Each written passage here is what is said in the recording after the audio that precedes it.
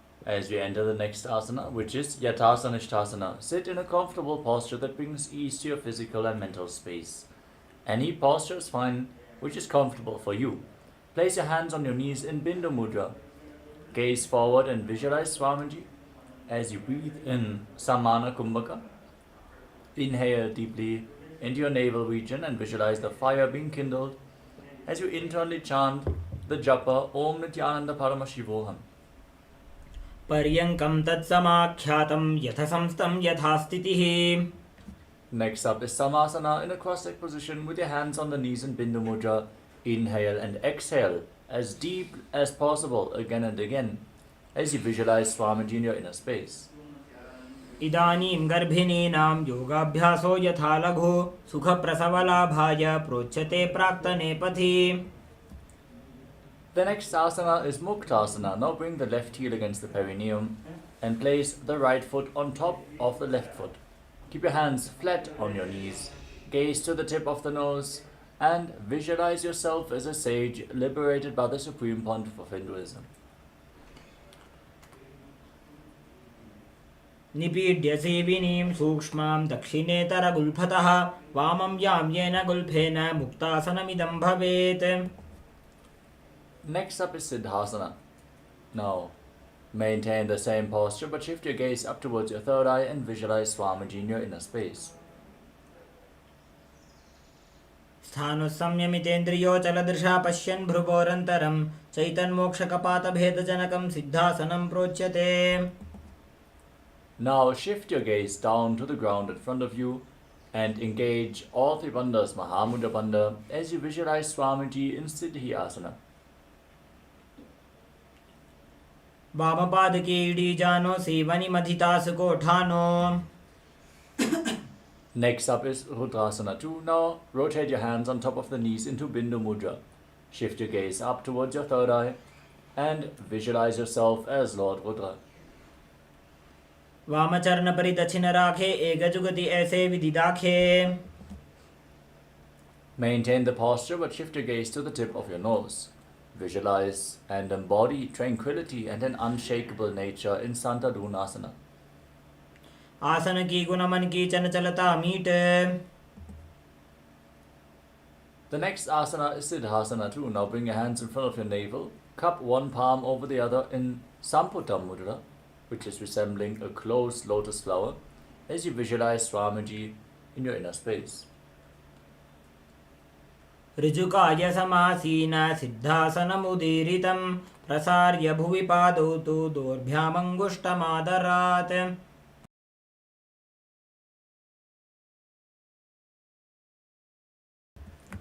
We move on to Bandha Yoni Asana. Now set the Sankalpa to manifest through the womb of creation.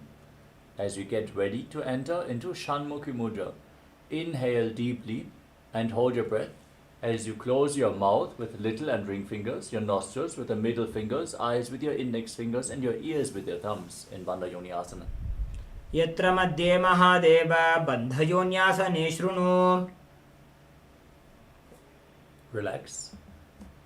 Now place your right foot on top of the left thigh and bring the left foot below the right thigh. Keep your hands on the knees in Bindu Mudra as you embody the state and space of bravery in Virasana. एकं पादमथैकस्मिन् विन्यस्योरुणि संस्थितः इतरस्मिंस्तथा चोरुं वीरासनमुदीरितम्. Keep your hands on the knees in Bindu Mudra and gaze up towards your third eye as you visualize sage Valmiki, the great poet, author of Ramayana, in Valmikasana. डावा पग की बगथली उनी एड़ी है जोय. Now keep your hands flat on top of your knees.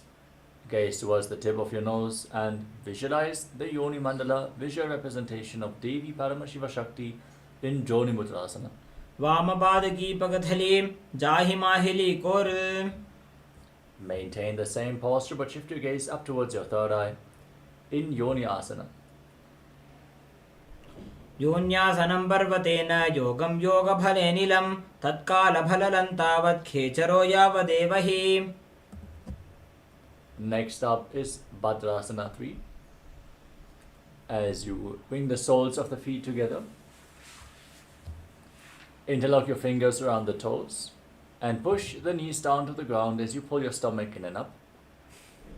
Gaze to your nose and visualize yourself as Lord Veerabhadra in Bhadrasana 3. गुल्फौ च वृषणस्यादः सीबन्त्याः पार्श्वयोः क्षिपेत्. The next asana is Agorasana. Now place your left hand on the left knee and cover your mouth with the right hand. Press your tongue back and up in Kechari Mudra. Gaze to your third eye as you close your left nostril. Inhale through the right. Hold your breath by closing both nostrils. Then exhale through the left. And then again inhale through the left. Invert the breathing flow again and again in Abhyanta Kumbhaka as you visualize yourself as an Agori in Agorasana. पूर्व कहो भिस्त्रिका जोजी बाही विधि जो कीजे sooji. The next asana is Kanari Pavasana. Now separate your heels and place your elbows down on the heels, resting your chin on your hands. Gaze to the tip of the nose. Pull your stomach in and up in Uddiyana Bandha. Exhale all the way and hold your breath again and again in Rechaka Kumbhaka as you visualize yourself as a female elephant drinking water in Kanari Pavasana. ग्वाली पाव आसन कख्यो है जैसे Yahoo में जाने विधि तैसे. Rise up and now scoop your hands below the feet. Interlock the fingers as you lift your feet off the ground. Gaze to your nose and visualize Swamiji in Padasana. ततोर्ध्वं रेचयेत् वायुं मृदुनिश्वास संयुतम्. Now interlock your fingers around the toes from the top as you pull your feet against your chest in Gopi Chandasana. Gaze to the nose and embody the state and space of a king. पूरव विधिपका का अंगूठा कंठकूप राशे. Now again scoop your hands below, interlock your fingers around the toes from below and pull your feet in. Gaze to the nose, visualize your body free from any defects in Uddarasana. दो पगदली संपुट ठाने उभय हस्त करी उरद हिताने. Now raise your feet even higher in front of your face. Visualize yourself excelling in everything in Vishishtasana. दो पगदली जोड़ी संपुट करे. The next asana is Bhujasana. Now lift your legs over top of the respective shoulders. Bend your elbows up to hold onto your neck. Visualize yourself as a cobra in Bhujasana. शिरासनं तु विज्ञेयं कक्षासनम् अतः परं ग्रीवासनं च परमं भुजासनं इहोच्यते. Now bend your elbows down, keep your legs over the shoulders, bring your hands behind your back and try to interlock your fingers behind in Kalyanasana as you gaze to your nose and visualize yourself as a beautiful, auspicious goddess. दो हाथ पगम नीचे आने तिनको गोड़ा नीचे ठाने. The next asana is Sankatasana. Place the top of the left foot on the ground and sit on the left heel. Stack the right knee over top of the left and gaze forward in Vaishnavi Mudra without focusing on any external object. Visualize yourself as an elegant swan as you breathe in Ujjayi Pranayama. Make an ocean-like sound with your mouth in Sankatasana. वामपादं चितेर् मूलं संन्यस्य धरणीतले. Now slide the left heel outside the hip. Sit in between the heels as you keep your hands on the top knee. Pull your stomach in up in Uddiyana Bandha and visualize a cow in Dhenukasana. अनुशाकी नगर पंचडं वृषेलिन्दकल्यम्नि. Now slide the right foot on top of the left thigh and bring the left foot on top of the right knee. Bring your left arm behind your back. Twist your spine and reach for opposite thighs. Once you catch a hold of your thighs, twist your spine even further. Gaze up towards your third eye and visualize Swamiji in Machandrasana. वामजंग परिदक्षिण ठाने वामहस्त पिष्टे दिस आने.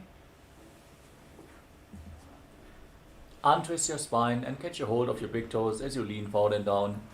Place your forehead on the mat and visualize Swamiji in Machandrasana too. प्रथम जी मनो चरणज जोजी वामजंग परि राखे सोई. Now rise up and interlock your fingers. Place them on the top knee. As you pull your stomach in and up, contract the perineal floor and tuck your chin to the chest in Mahamudra Bandha. Visualizing Swamiji, your Guru, in Guru Asana. ऊरुमूले इतरपादस्य कनिष्ठिका प्रदेशगुल्फं संस्थाप्य. Now place the top of the right foot flat on the mat and sit on the right heel. Stack the left knee over top and place your hands on opposite knees. Visualize yourself as an elegant swan in Sankatasana on the other side. वामपादं चितेर्मूलं सन्यस्य धरणीतले पाददण्डेन यां येन वेष्टयेद्वामपादकम्. Next up is Dhenukasana. Sit in between the heels as you slide the right foot outside the hip. Pull your stomach in and up. Keep the hands on the knee and visualize a cow in Dhenukasana. अनुषागिनगरपञ्चटं वृषेलिन्दगल्यम्नीम्. Now slide the left foot onto the right thigh and keep the right foot on top of the left knee. Bring your right arm behind your back and hold onto opposite thighs. Twist your spine, gaze up and visualize Swamiji in Machandasana. वामजङ्गपरिदक्षिणठाने वामहस्तपिष्टे दिशाने. Untwist, hold onto the toes and lean forward and down. Place your forehead on the ground and visualize Swamiji in Machandasana too. प्रथमजीमण चरणजजोयि वामजङ्गपरिराखे सोयि. Rise up, interlock your fingers and place them on the top knee. Perform Mahamudra Bandha as you visualize your Guru Swamiji in Guru Asana. ऊर्मूले इतरपादस्य कनिष्ठिका प्रदेशगुल्फं संस्थाप्य. Now place your feet flat on the ground and raise your knees against your chest. Hold your knees with your hands as you curl your tongue back and press it up in Kechari Mudra as high as possible along the nasopharynx if you can. Gaze up towards your third eye and visualize Swamiji in Pashasana. पादतले भूमो निधाय जानुनिउरसि निधाय विपरीतहस्ताभ्याम् ऊरुसहितजङ्गे निबध्य. Now hold on to opposite wrists as you rest your chin on the knees. Keep your knees pulled in close towards your body. Press your tongue up and gaze to your nose as you visualize yourself residing in an abode of bliss in Bodha Shukasana. पादतले भूमो निधाय जानुनिउरसि निधाय. Now bring your hands below the knees and hold on to opposite elbows. Pull your legs in. Press your tongue up, gaze to your nose and visualize Swamiji in Kudakatasana. दो हाथ पग बाहर ल्यावे गोड़ा नीचे late हरावे. Now cross the right ankle over the left with the toes pointing up. Gaze to your nose and press your tongue up as you visualize Maharishi Sumati and Sumati Asana. मूलद्वारि धरती परिठाने डावा पग परिदच पद आने. Now extend your legs out straight. Interlock your fingers and raise your arms up above the head with the wrists pointing outwards. Gaze towards your nose, press your tongue up, engage all Trivandhas as you visualize Swamiji in Dandasana. इदानीं गर्भिणीनां योगाभ्यासो यथा लघु सुखप्रसवलाभाय प्रोच्यते प्राक्तने पथि. Now lean forward and down, catch a hold of your big toes in Prana Mudra. As you inhale through one nostril and exhale through the other alternatingly in Nadi Shodhana. Cleanse Ida and Pingala Nadi, the two main nadis along your spine, as you visualize Swamiji in Adambhasana. दोवू पग मिलिवा पसारी पगा का अंगूठा पकड़ी लीलाट गोड़ा लगावे. Rise up and slightly separate your feet and raise your knees. Bring your hands underneath the shins and hold onto the soles of your feet from the outside. Bring your forehead to the ground as low as possible. Gaze to your third eye as you visualize Swamiji in Pidokasana. प्रथम बैसी दो पाव पसारी कुचक उर्द को करुड़ो डारे. Next up is Jalandhari Pavasana. Now join the heels of the feet and keep the toes separate with the legs extended. Bring your hands below the shins and rest your face on the heels. Gaze to the tip of the nose and visualize Swamiji in your inner space. दोवू एड़ी मैली के दीजे हाथ पसारी. The next asana is Urdhva Bhasmatanasana. With your legs extended, now lift one leg behind your neck and lean forward and down, holding onto the front foot with both hands. Breathe in the Pratyahara Pranayama. Visualize the prana is flowing up to 9 points of your body, which are the soles of your feet, the regenerative organs, the navel, the heart, the throat, the uvula, the center of the eyebrows, the top of your forehead, and the Brahmaranda, the crown of your head. Feel the prana flowing upwards as you visualize Swamiji in Urdhva Paschimottanasana. पश्चिमतानवत् संस्थितिं कृत्वा एकं पादं ग्रीवायां धृत्वा तिष्ठेत्. Now lean back with one leg behind your neck, holding onto the foot behind your head with the opposite hand. Gaze to your nose and visualize you are infinite, endless, eternal, Ananta in Anantasana. उत्तानशयनी एकैकं पायै ग्रीवायां विन्यस्य. Now roll onto the side of the hand which is currently holding onto your foot. Gaze to your nose and feel in complete control in Ankushasana. उत्तानशयित एकैकं पादं ग्रीवायां कुर्वन्. The next asana is Drushasana. As you lay down on your back, lift your knees towards your chest and circle them with your arms and rock your body from side to side as you visualize Swamiji in your inner space and focus on the prana flowing upwards within your body. उत्तानशयनं जानुनि हृदये वष्टम्भ जङ्घासहित ऊरूनि करद्वये बद्ध्वा. Now repeat Urdhva Paschimottanasana on the other side. Now lift the other leg behind your neck and lean forward and down. Hold onto the front foot with both hands. पश्चिमतानवत् संस्थितिं कृत्वा एकं पादं ग्रीवायां धृत्वा तिष्ठेत्. Now lean back with the leg behind your head. Hold onto the foot and straighten your body as you visualize yourself having no beginning or end in Anantasana. उत्तानशयनी एकैकं पायी ग्रीवायां विन्यस्य. Now roll onto the side. Keep holding onto the foot behind your head as you gaze to your nose and feel in complete control in Ankushasana. उत्तानशयित एकैकं पादं ग्रीवायां कुर्वन्. The next asana is Yoga Nidrasana. As you lay down on your back, one by one, lift your feet up behind your head. If you cannot bring the legs behind your head, don't worry, you can pull them towards your chest. Then interlock your fingers around your lower back, gaze to your nose and visualize Swamiji in Yoga Nidrasana. पादाभ्यां वेष्टयेत् कण्ठं हस्ताभ्यां पृष्ठबन्धनं तन्मध्ये शयनं कुर्यात् योगनिद्रा सुखप्रदा. Next up is Atmaramasana. As you keep your legs over top of your shoulders, bend your arms up and interlock your fingers around your neck. Gaze to the tip of the nose and visualize Lord Vishnu blessing you from within in Atmaramasana. Atmaram आसन प्रथम सुधो सोवे. Next up is Kochikasana. As you lay on your back, extend your arms out to the side at shoulder level, pull your knees towards your chest with the soles of the feet facing up towards the sky. Gaze up towards your third eye and visualize Swamiji in your inner space.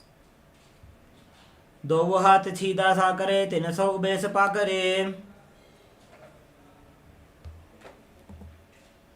Next up is the Jatada Parivriti. This asana consists of 3 steps. We're going to perform all 3 steps on one side and then repeat them on the other.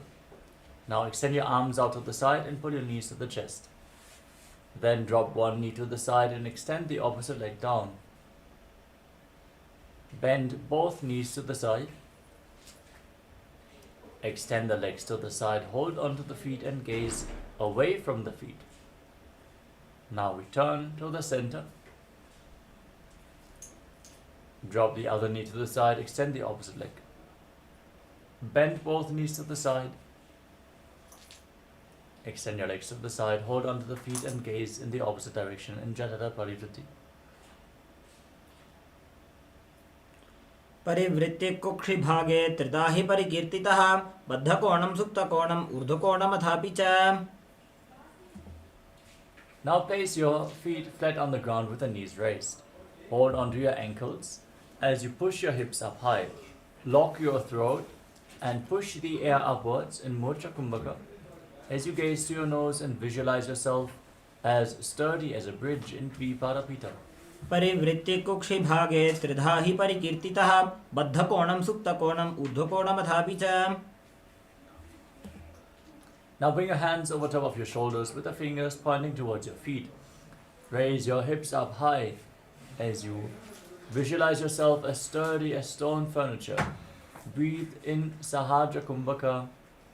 Lead the prana along your spine as you breathe through your nose in Paryankasana. उत्तानशयनमस्ततलाभ्यां भूमिं वष्टभ्य. Now lower your body down onto your back. Keep your hands on the respective shoulders and pull your knees up towards your chest. As you rotate your hips in a circular motion, visualize yourself as a dog playfully rolling around on its back in Shvotanasana. शववत् शरीरं संस्थाप्य जानुनी सम्मील्य नाभौ वाणिज्य. Next up is the Viparita Karani. As you place your arms flat on the ground, raise your legs and hips off the ground, pointing the toes to the sky. Visualize Swamiji, breathe in Mocha Kumbhaka and rotate your legs in a circular motion. भूतले सशिरो दत्त्वा खेनजेच्चरणध्वजं विपरीतकृतिश्चैषा सर्वतन्त्रेषु गोपिता. Now stop the movement of your legs, point the toes up and feel the digestive fire increasing in Viparita Karani too. Karni विपरीताख्या सर्वाधिव्याधिनाशिनी. Now drop the toes down over top of your head. Interlock your fingers behind your back in Parasha Mudra as you breathe in Moja Kumbhaka and visualize yourself as a plow in Langalasana. नरकासने स्थित्वा नासिकाप्रदेशे भूमौ पादपृष्ठे स्थाप्य. Now from the same posture, hold onto your feet over top of your head. Internally, chant the Mahavakya, Om Nithyananda Paramashivoham. Visualize Paramashiva in your inner space as this is one of the 84 asanas revealed directly by Lord Paramashiva himself, Shaita Paschimottanasana. तानं शयित्वात् कुर्वीत शयितपश्चिमतानकम्. Holding onto the feet now, separate your legs wide to the side.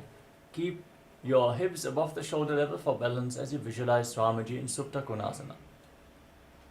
परिवृत्ति कुक्षि भागे त्रिधा हि परिकीर्तितः बद्धकोणं सुप्तकोणं ऊर्ध्वकोणमथापि च. Now join your feet back together, hold onto your ankles and roll onto your back as you visualize yourself as a chakra, a wheel in Chakrasana. शवासनस्थद्वौ पादौ कुर्यान्मस्तकतः परौ व्युत्क्रमेण ततः शीघ्रमेतत् सर्वस्य साधनम्. The next asana is Sukla Prasarita Parangushtasana. Laying on your back, hold onto the big toes in Prana Mudra. Extend your legs up vertically and then separate them wide to the side. As you visualize Swamiji in your inner space, breathe in Ujjayi Pranayama, make an ocean-like sound with your mouth on the in and exhalation. उत्तानपादं क्रौञ्चं च मरीचिं वीरभद्रकम्. Now join your feet back together. Keep the legs vertical, hold onto the big toes as you visualize Swamiji in Supta Parangushtasana. उत्तानपादं क्रौञ्चं च मरीचिं वीरभद्रकम्. From Supta Parangushtasana, now cross your legs into Matsyasana. Keep the legs in Padmasana and lay down flat on your back. Hold on to opposite elbows over top of your head. Gaze to your nose and visualize Matsya, the fish avatar of Lord Vishnu. मुक्तपद्मासनं कृत्वा उत्तानशयनं चरेत् कूर्पराभ्यां शिरो वेष्ट्य मत्स्यासनं तु रोगः. Now place the back side of the right hand onto the left palm over top of your head with the palms facing up. Visualize Lord Rama in your inner space as you gaze to your nose in Parasharamasana. प्रथमकरे पद्मासन आछे सूधो सोवे भूपरिपाछे. With your legs interlocked in Padmasana, raise your knees and hips off the ground, supporting your lower back with your hands. Rest on your elbows, push the knees up high as you gaze to the tip of your nose and visualize Swamiji in Sarvangasana. अथ वक्षेत्र संक्षेपात् सर्वांगासनमुत्तमम्. Lay down on your back, free your legs, place one foot on top of the opposite thigh. As you pull your knees up towards your chest, extend your arms over top with the hands hooked forward. your chin locked to the chest. Gaze to your third eye as you visualize yourself as a scorpion in Vrishchikasana. प्रथमशयन सुधो शीशिकेशिकी सन्धि सुदाखे. Now exchange the position of your feet. Pull your knees up. Extend your arms. Gaze to your third eye and visualize yourself as a scorpion in Vrishchikasana on the other side. प्रथमशयन सुधो शीशिकेशिकी सन्धि सुदाखे. Next up is Vrishabhadakshipasana. Lay down on your back and interlock your fingers around your neck. Lift your legs off the ground and alternate pulling one knee in towards your chest, back and forth as you breathe calmly through your nose and visualize Swamiji in your inner space. उत्तानशयनं कृत्वा अङ्गुलिभ्यः कन्दरां बद्ध्वा कूर्परो मिलित्वा. Now place your hands on the ground next to your hips and alternate touching your ears with the respective knees again and again as you visualize Swamiji in Maruttanasana. श्रोतानवत् संस्थिति कृत्वा जानुद्वयं पर्यायेन कर्णयोः संस्पृशेत्.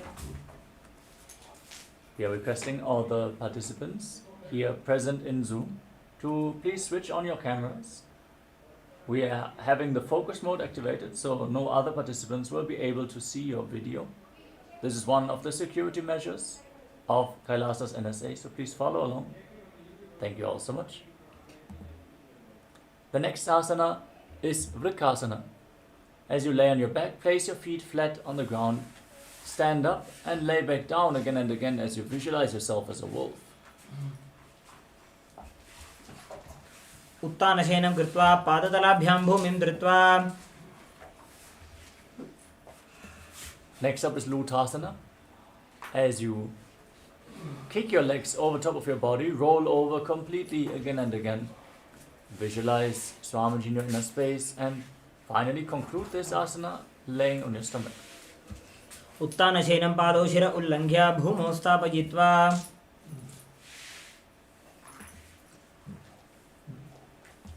With your hands at the side of the shoulders, contract your lips and make a whistling sound like a flute on the inhalation. Visualize yourself as a chariot carrying warriors into a battle for Dharma on your chariot back in Saratasana.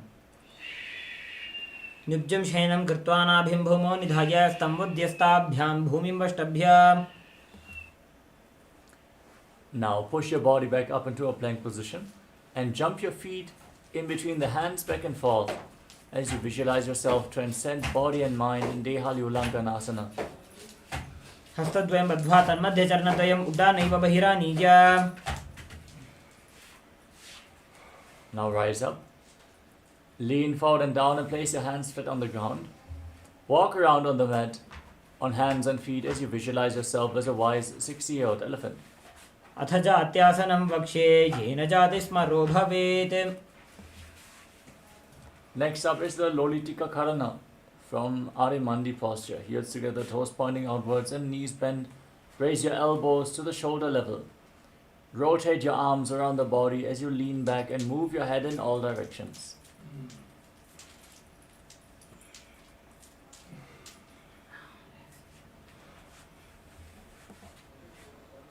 The next asana is Sarapasana. If you have a rope available, tie your feet with a rope and then stand erect on the mat. Keep your elbows close to your waist, hands on your thighs, curling upwards around your body like a snake in Sarapasana. अथ सर्पासनं वक्ष्ये वायुपानाय केवलं शरीरं दण्डवत् तिष्ठेत् रज्जुबन्धस्तु पादयोः. Next up is Ushtrasadhanasana. Now lean forward and down and hold onto your toes from the front, keeping your hands and fists. Walk around on the mat like a camel as you visualize yourself as a camel in Ushtrasadhanasana.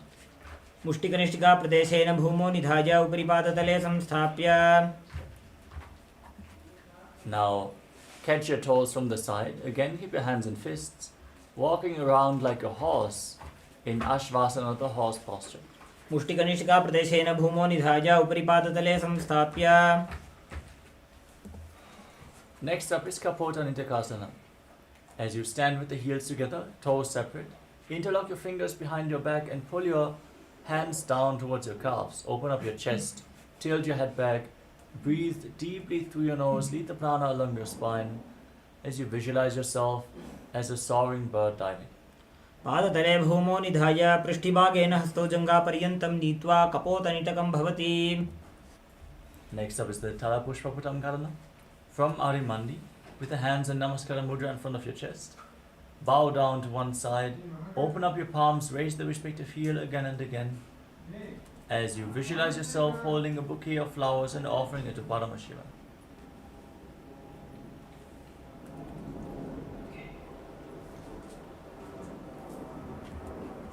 Next up is Khadgasana. As you stand on the mat, gaze to your nose and visualize yourself as a rhinoceros. Then lay down on your stomach. Jump your feet up towards your hands and stand with your hands extended away from your body in Namaskara Mudra, resembling the horn of the rhinoceros.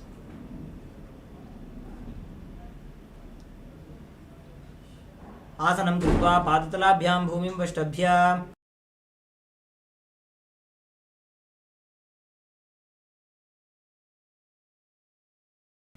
Next up is Uttanottanam. Now, hold on to weights to intensify that asana.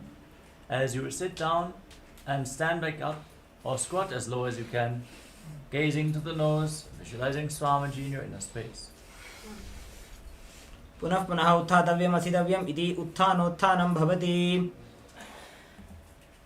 Next up is Musalasana. Now raise your arms up over top of your head and jump repeatedly as you visualize yourself as a mace.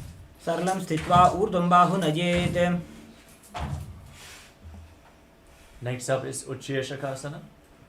Now hold on to one foot with both hands and pull it towards your chest. Then sit down and stand back up on the other leg. Alternate on both sides as you gaze to your nose and visualize Swamiji in your inner space. एकैकं पादतलं कुक्षौ निधाय. Next up is Parshvajanukarana. Now keep the toes of the right foot pointing to the side and raise the left knee against your chest, encircling it with your arm, keeping the hand in a fist, the other hand on your inner thigh.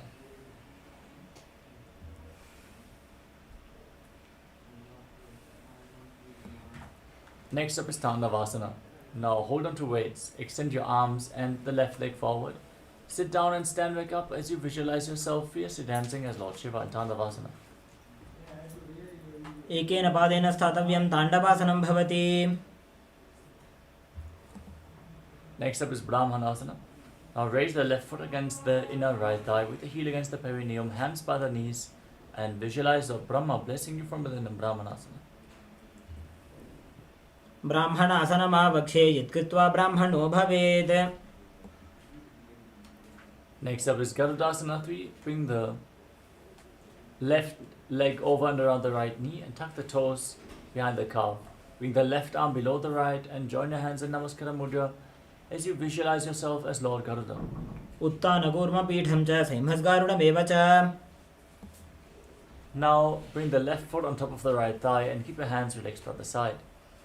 Visualize Swamiji in Ekapadasana.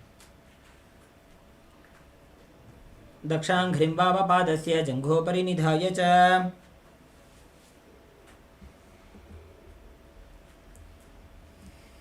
The next asana is Dhuruvasana, the pole-stop posture. Now hold on to the left big toe in Prana Mudra and extend the leg out to the side as you rotate quickly on the standing leg, visualizing yourself as the North Pole Star. एकेन हस्तेन दण्डरूपस्य एकस्य पादस्य अग्रं धृत्वा. Next up is Trivikramasana. As you lift the left leg behind your neck, stand tall, then sit down and stand back up. Perform the 3 steps of Lord Vishnu, visualizing Lord Vishnu blessing you from within. Trivikramasana. ग्रीवायां पादं संस्थाप्य स्थातव्यम् उत्थातव्यं त्रिविक्रमासनं भवति. Next up is the Parshvajanukarana. Now keep the toes of the left foot pointing onwards and lift the right knee towards your chest, encircling it with the respective arm, hand in a fist.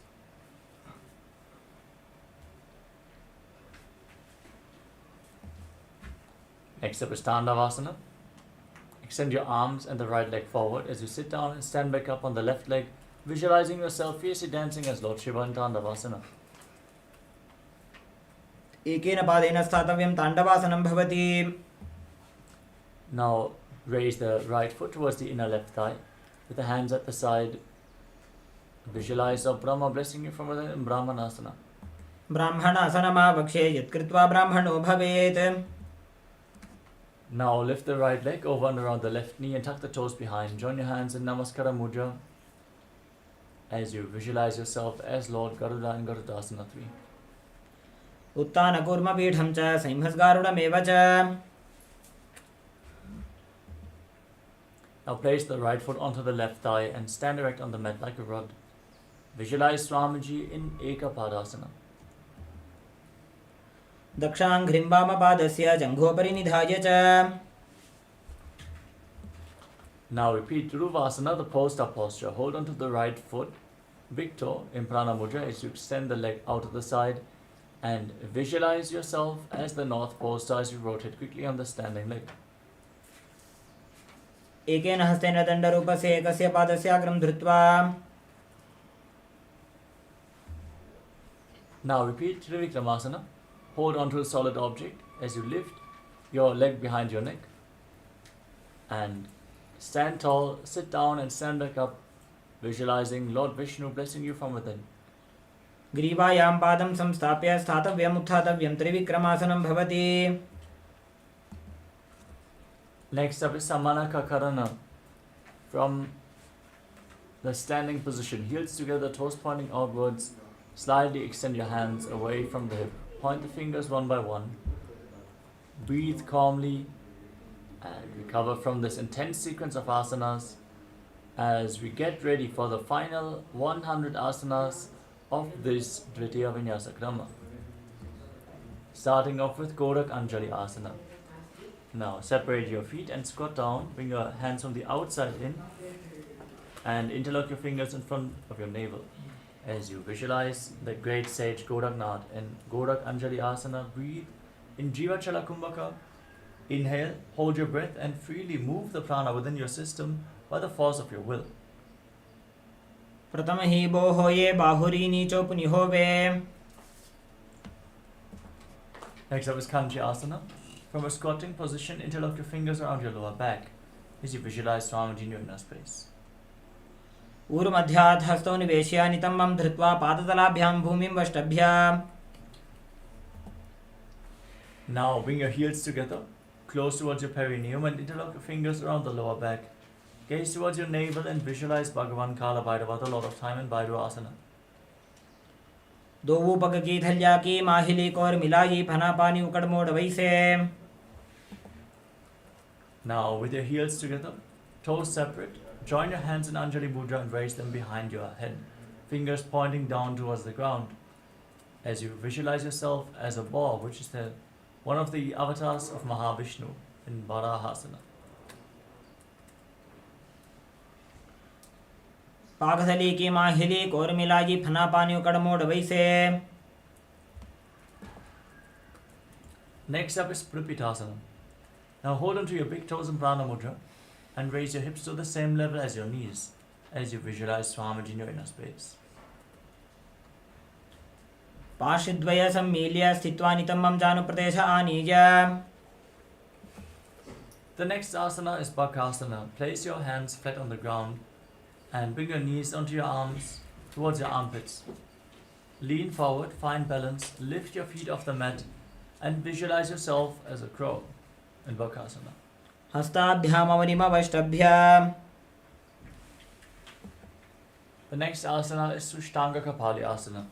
Now place your head on the ground, form a triangle between your hands and your head, raise your legs up and then cross your legs into Padmasana. Gaze towards the tip of the nose, visualize Swamiji in your inner space and keep breathing in Jivachala Kumbhaka in Sushtanga Kapali Asana. आसन को गुण कपाल आछो होई. Lower your legs down. As you come to a kneeling position, keep your heels outside the hips and your hands flat on the knees. Gaze to the tip of the nose and visualize you're sitting in the secret seat with Paramashiva and Guru in Guptasana. जानोर्वोरन्तरे पादौ कृत्वा पादौ च गोपयेत्.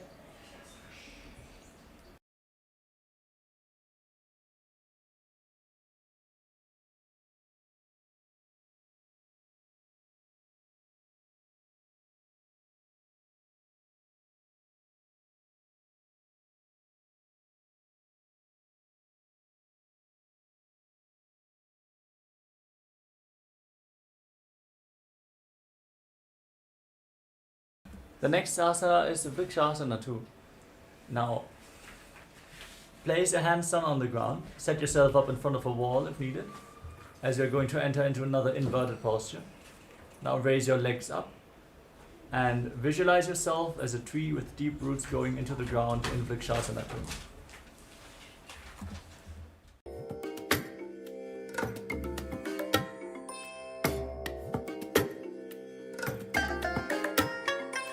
I bless you all. Let you all open all your three eyes and manifest the powers of Mahasudashiva. Om Nithyananda Paramashivoham. Om Nithyananda Paramashivoham. Om Nithyananda Paramashivoham. Om Nithyananda Paramashivoham. Om Nithyananda Paramashivoham. Om Nithyananda Paramashivoham. Om Nithyananda Paramashivoham. Om Nithyananda. Yes. Sorry for the technical glitch. Let us now continue with Vrikshasana 2. With your hands on the ground, raise your legs up into a handstand and visualize yourself as a tree with deep roots growing into the ground of Vrikshasana 2. दोवू पग जोड़ी माही Gulf मिलाए. The next asana is Shibuasana. From the handstand, gaze up towards your third eye and visualize Tejas energy is flowing towards your third eye, rejuvenating your body. दोवू पग जोड़ी माही Gulf मिलाए. Now place your hands on the ground, shoulder width apart, and step your feet back into a plank position. Lower your body down to the mat and push it back up again and again as you visualize yourself as a fish in Matsyasana. नुज्जहेनं कुर्परो पार्श्वभागाया मूर्धकृत्य. With your hands on your hips, lift your head and chest from left to right as you visualize yourself as a snake in Sadapasana 2. नुज्जं शयनं कुर्परो पार्श्वभागाया मूर्धकृत्य. Now, place your elbows on the ground in front of you, rest your chin on your hands and feel self-supported and completely independent in Nirālambanasana. नुज्जं शयनं कृत्वा हस्तौ नितम्बं संस्थाप्य. The next asana is Chaturasana. As you visualize yourself as an umbrella, protecting your guru from the sun rays, place your hands flat on the mat and bend your knees. Raise your feet. Bring your upper back and feet close together as you straighten your arms in Chaturasana. अर्ध्यासनं स्थित्वा हस्ततलाभ्यां भूमिं वष्टभ्य. The next asana is Vajrasana. From a kneeling position, sitting on your heels, extend your arms out in front. Place your forehead and your hands flat on the mat as you gaze to your nose and visualize yourself as Vajra, the weapon of Indra, symbolizing indestructibility in Vajrasana. इदानीं गर्भिणीनां योगाभ्यासो यथा लघु सुखप्रसवलाभाय प्रोच्यते प्राक्तनेपथि. Next up is Meshasana. As you keep your hands flat on the ground, raise your hips up, straighten your legs into Gajasana and alternate striking the ground with your hands as you visualize yourself as powerful as a ram. गदासन संस्थितो पादद्वयमन्तराळे कृत्य. The next asana is Ajasana. From a handstand position, raise the legs up and lower your head down towards the ground again and again as you visualize yourself as unborn, existing for all eternity. गजासन संस्थितौ पादद्वयमन्तराळे कृत्य मस्तकेन भूमिं स्पृशेत्. Now come to a kneeling posture. Hold on to your feet and pull them in towards your perineum. As you gaze to the tip of the nose, place your hands on top of your knees and visualize Swamiji make an ocean-like sound with your mouth in Dalantarasana. पूर्वविधि परिहाता की काकसीस्यो फणा शरा मोड़ी. Next up is the Angamodanam. Now interlock your fingers in front, extend your arms, move them up, down, left, right in all directions, giving massage to different joints and muscles of your body. Then interlock your fingers behind your back and repeat the movement as you visualize Swamiji in your inner space. पूर्वविधि परिहाता की काकसीस्यो फणा शरा मोड़ी. Next up is Garudasana form. Now bring the heels outside the hips with the toes pointing to the side. Keep your thighs and calves flat on the ground, hands on the knees, and visualize yourself as Lord Garuda, flying Lord Vishnu and Lakshmi on his back in Garudasana form. जंघोरुभ्यां धरां पीड्य स्थिरकायो द्विजानुना. Next up is Ananda Mandirasana. Now bring the soles of the feet together behind with the toes pointing back. Hold on to your ankles and push the front of your buttocks on the ground as you gaze to your third eye.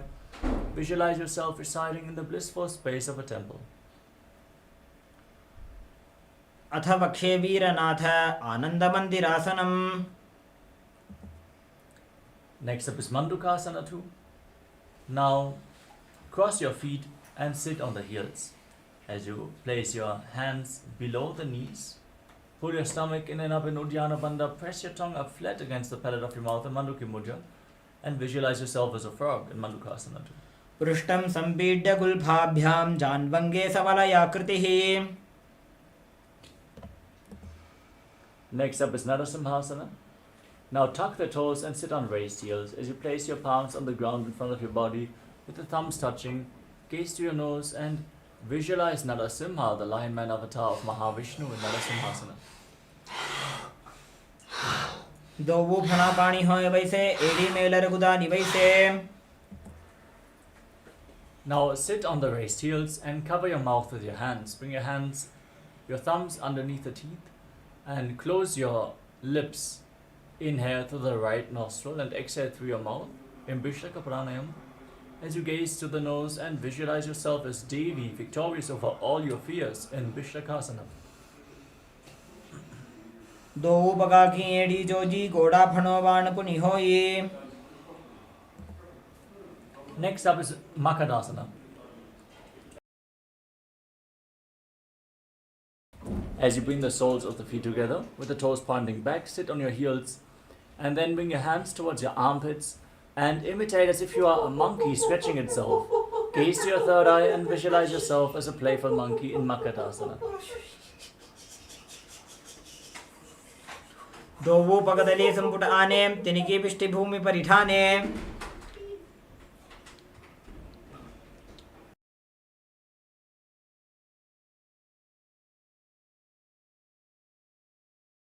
The next asana is Vajrasangadasana. Now tuck the toes and bring the soles of the feet together, knees separate, and hold on to opposite elbows behind your back. Gaze to the tip of the nose and embody diamond-like strength for you and your Sangha, your spiritual community in Vajrasangadasana.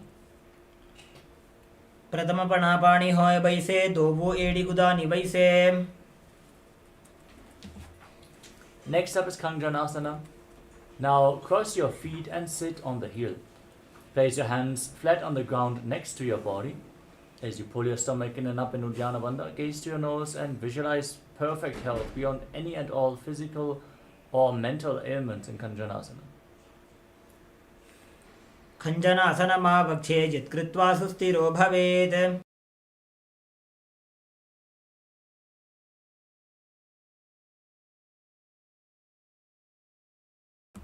From the same posture, now place your hands on top of the respective knees.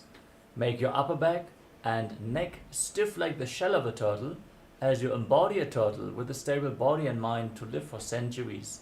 Gaze to your nose in Kurmasana.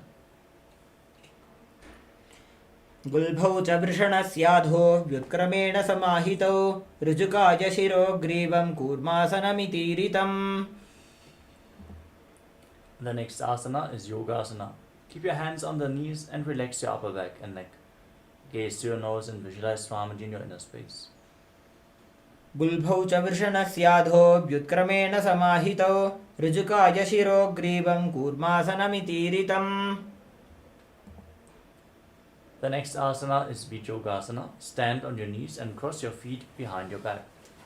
Bring your toes near the opposite knees as you hold on to your calves with the fingers inside and the thumbs outside.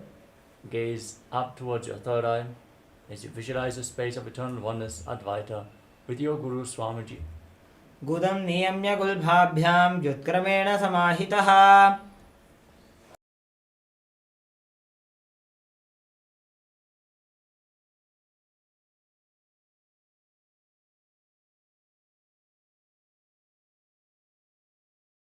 The next asana is Ushtrasana too.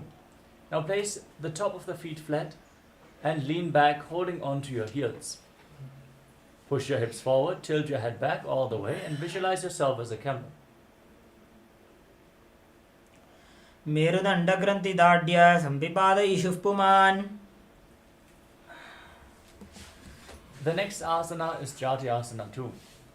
As you lean back even further, place your elbows and the back of your head on the ground. Gaze towards your nose in Shambhavi Mudra.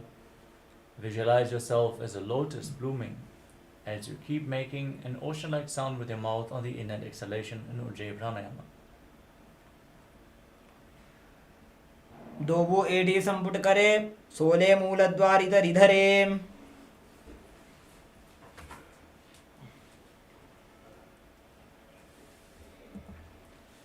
The next asana is Virathasana. Place your back flat on the ground and then raise back up again and again. You can use the support of your hands if needed.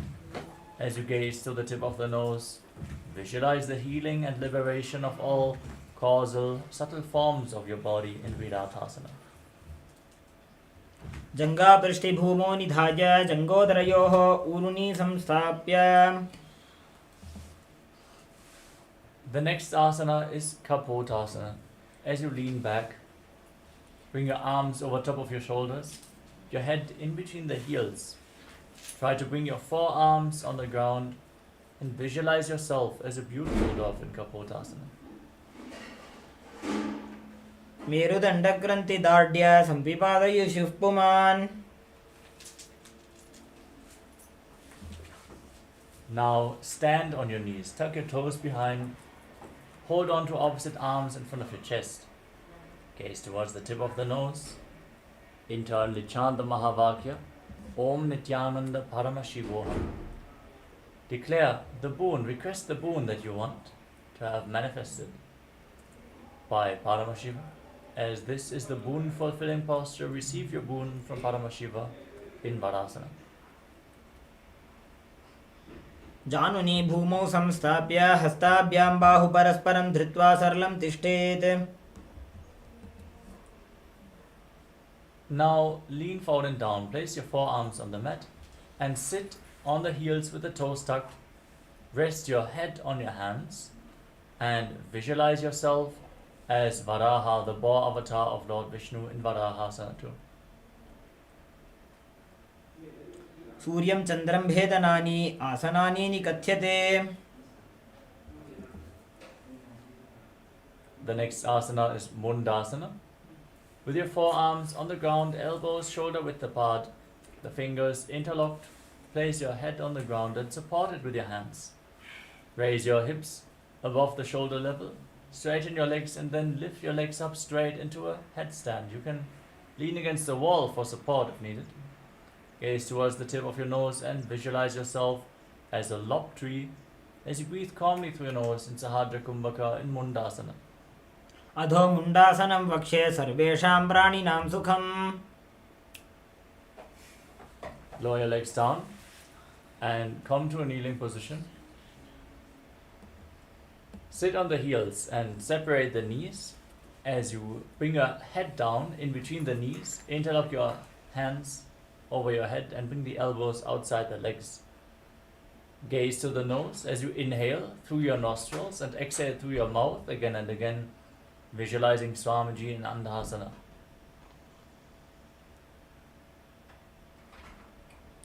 प्रथम पगधली समटहरावे कोरमाहिली उभे मिलावे. The next asana is Viparita Shalabhasana. As you lay down on your stomach, extend your arms over top of your head.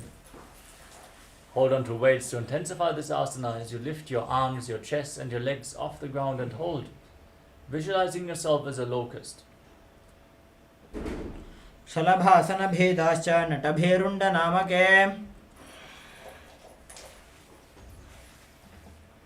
The next asana is Kapalasana. Place your hands at the side of your hips. Place your forehead on the ground and then lift your legs off the mat without raising your chest.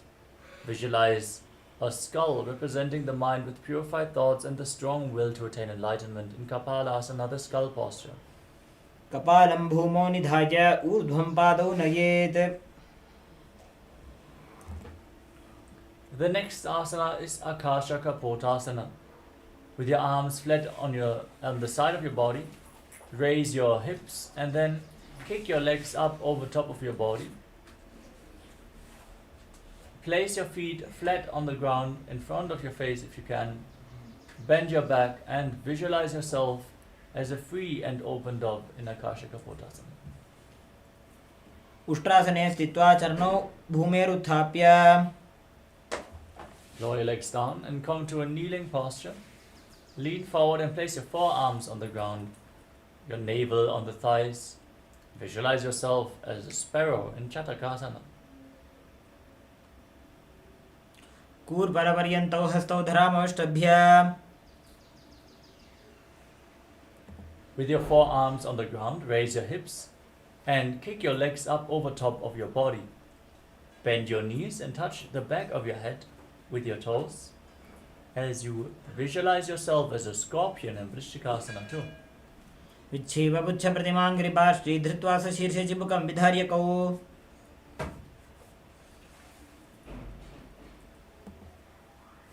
Now come to a kneeling posture. Sit on the right heel as you bring the left foot outside the hip with the toes pointing to the side. Place your hands on the ground in front of your knees and visualize yourself as a bull as you forcefully inhale through your nose. Hold your breath for a short while and then slowly exhale again through the nose in Antarankaka Kumbhaka in Vrishasana.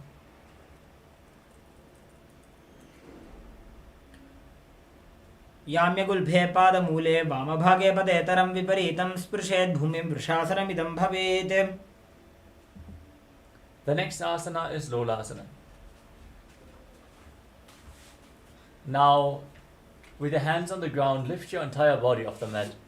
Cross the toes of the left foot over the right and balance on your arms as you visualize Swamiji in Lolasana. लोलासनं सदा कुर्यात् वायुलोलापघातनात्. Now, sit on the left heel and keep the right foot outside the hip. Toes pointing to the side, hands on the ground in front of the knees. Gaze forward in Vaishnavi Mudra without focusing on any external objects. Just focus on the object within. As you visualize yourself as a bull in Vrishasana. याम्यगुल्भे पादमूले वामभागे पदेतरम्. If you have any questions regarding any of the asanas or any of the components, please let us know in the Zoom chat or on YouTube or Facebook, wherever you're tuning in from. The next asana is Balagunasana. Now place the right foot flat and keep the right knee raised against your chest.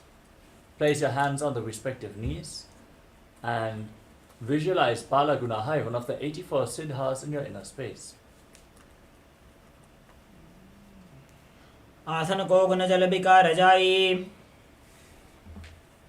The next asana is Grahasana. Stand up and squat down. Bring your arms from the inside out around the legs, holding onto your ankles from the outside. Visualize yourself as the entire planet in Grahasana. पादतले भूमौ संस्थाप्य जानुमध्ये कूर्परौ स्थाप्य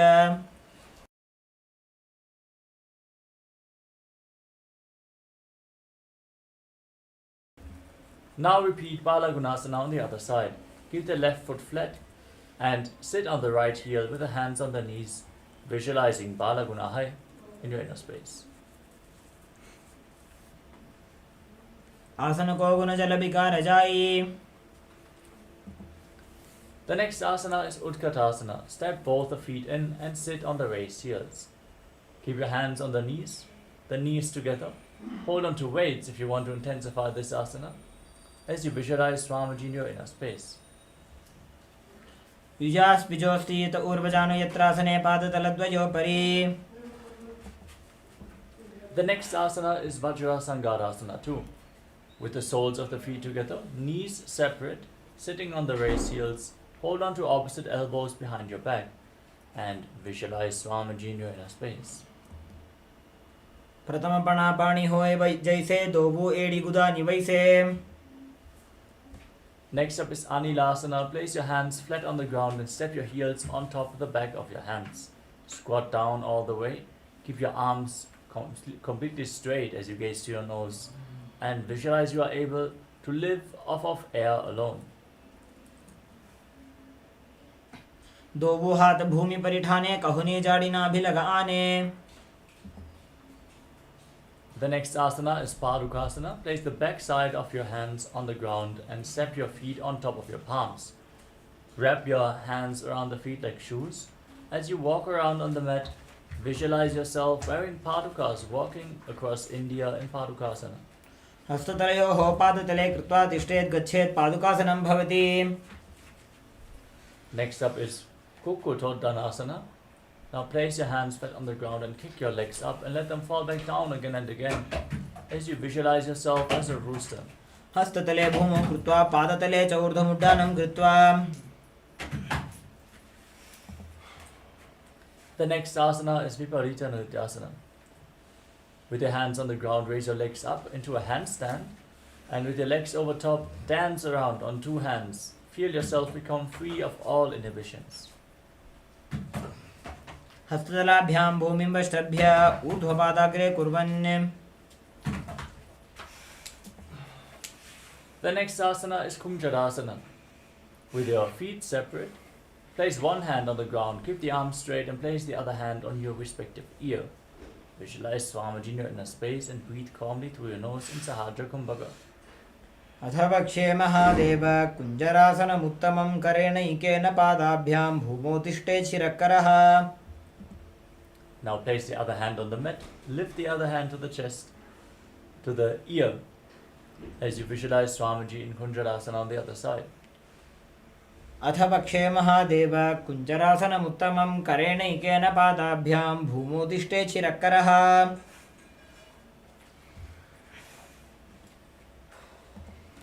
The next asana is Kadambasana. Keep your heels together as you squat down all the way. Bring the heels close to your body. Hold on to your ankles and lift your feet off the ground. Balance on your heels as you visualize yourself as a Kadamba tree, a pious tree that promotes a long life in Kadambasana.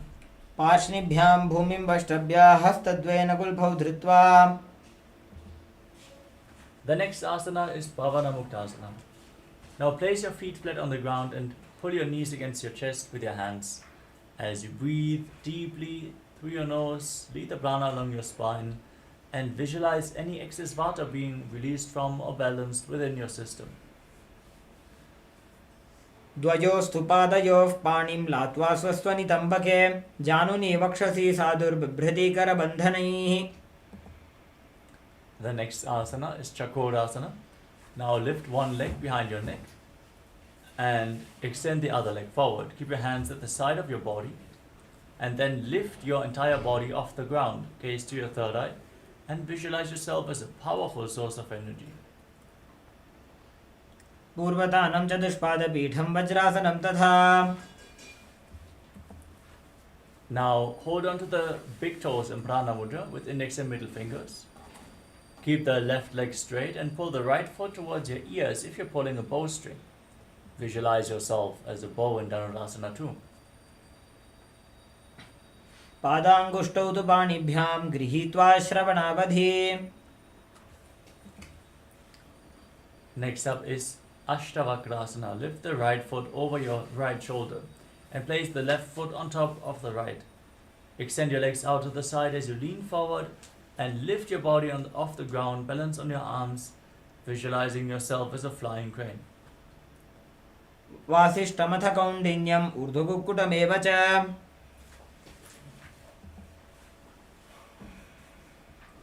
Next up is Pranasana. As you keep the right foot flat, place the left foot onto the right thigh.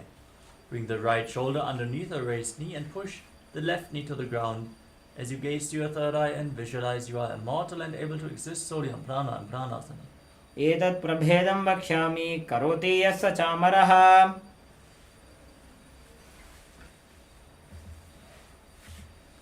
Next up is Parshvamatsindasana. As you bring the left foot to the right hip, step the right foot over the left knee. Bring the left elbow around the raised knee and the hand below to interlock your fingers behind your back. Twist your spine intensely as you gaze to your third eye and visualize sage Matsyendranath in Parshvamatsindasana. पार्श्वाभ्यां धृत्य तेजास्तु पार्श्वमत्स्येन्द्रमुत्तमम्. Now repeat Chakrasana on the other side. Lift the left leg over top of your shoulder, hands at the side of your body. If you cannot bring the leg behind your neck, you can bring it over your shoulder or cross it over the other leg. And then keep your hands at the side and lift your entire body off the ground. Gaze to your third eye and visualize yourself as a powerful source of energy. पूर्वतानं च दुष्पादपीठं वज्रासनं तथा.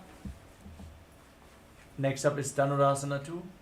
Now hold the big toes in Prana Mudra and pull the left foot towards your ear as if you're pulling a bowstring, visualizing yourself as a bow in Dhanurasana 2. पादाङ्गुष्टौ तु पाणिभ्यां गृहीत्वा श्रवणावधि. Now lift the left foot over top of the left shoulder. Hook the right foot on top of the left foot and extend your legs out to the side. Balance on your arms as you visualize yourself as a flying crane in Ashtavakrasana.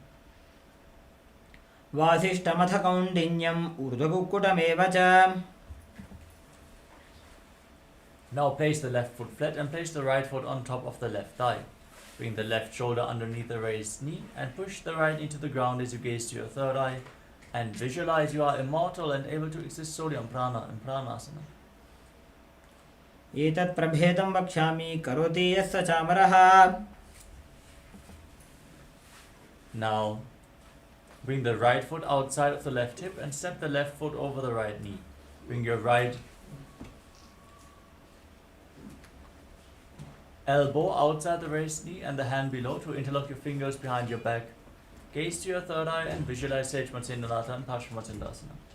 पार्श्वाभ्यां धृत्य तेजास्तु पार्श्वमत्स्येन्द्रमुत्तमम्.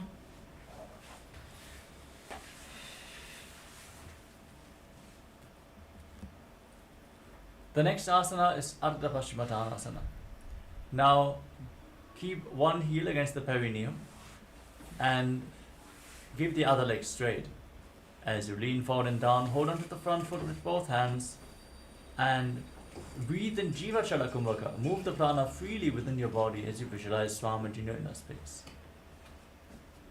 एकं पादं प्रसार्य एकं पादस्य पार्श्वना Seoni सम्पीड्य.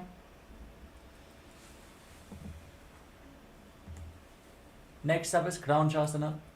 Now keep the left foot outside the hip with the top of the foot flat and the knee on the ground. Hold on to the right foot and extend it up in front of your face. Keep the knee as straight as possible as you visualize yourself as a crane in Kranchasana. उत्तानपादं क्रौञ्चं च मरीचिं वीरभद्रकं नटराजं त्रिकोणं च सुप्ताङ्गुष्ठप्रसारणे. Now extend your legs, bring the other heel in towards the perineum as you lean forward and down and hold on to the front foot in Ardha Paschimottanasana on the other side.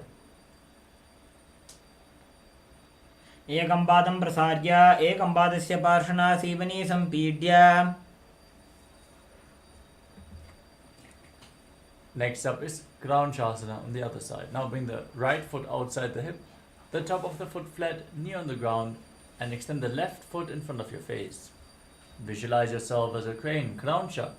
In Kraunchasana, the crane posture, as you continue to breathe in Jivachala Kumbhaka and internally chant the Mahavakya Om Nithyananda Paramashivoham. उत्तानपादं क्रौञ्चं च मरीचिं वीरभद्रकं नटराजं त्रिकोणं च सुप्ताङ्गुष्ठप्रसारणे. The next asana is Swastikasana. Now bring your legs into a cross-leg position. Bring your feet in between the thighs and calves and place your hands on the respective knees. Fix your gaze at the tip of the nose in Shambhavi Mudra, eyes open wide, unblinking, eternally gazing within. Embody peace, well-being, good fortune and prosperity as you visualize a swastika in Swastikasana. जानुर्गोरन्तरे सम्यक् कृत्वा पादतले उभे ऋजुकाय समासीन स्वस्तिकं तत्प्रचक्षते. Maintain the posture but place your hands on top of your heels. As you tuck your chin to the chest, gaze to the nose. Visualize the great sage Goraknatha in Gorakshasana. जानुर्गोरन्तरे पादौ उत्तानो व्यक्तसंस्थितौ गुल्भौ छाच्छाद्य हस्ताभ्याम् उत्तानाभ्यां प्रयत्नतः कण्ठसङ्कोचनं कृत्वा नासाग्रमवलोकयेत्. गोरक्षासनमित्याहुर्योगीनां सिद्धिकारणम्. Next up is Pagasana 2. Now place the left heel against the perineum and the right foot on top of the left thigh. Get ready to enter Shanmukhi Mudra. As you gaze to your third eye, visualize Swamiji and meditate on Arihanta, the Lord, the Enlightened One, the Avatar. As you inhale all the way and hold your breath, close your lips with little and ring fingers, your nostrils with your middle fingers, eyes with your index fingers, and your ears with your thumbs in Shanmukhi Mudra, Pagasana 2. वामपार्श्वो गुदं संस्थाप्य दक्षाङ्घ्रिवामजघने. Now place your feet on top of opposite knees. Bring your hands on the ground next to your body. With the palms facing up, gaze to the tip of the nose and visualize Swamiji as you perform Kakachantra Kumbhaka. Keep your mouth in the shape of the beak of a crow and inhale through your mouth, exhale through your nose in Yogasana 2.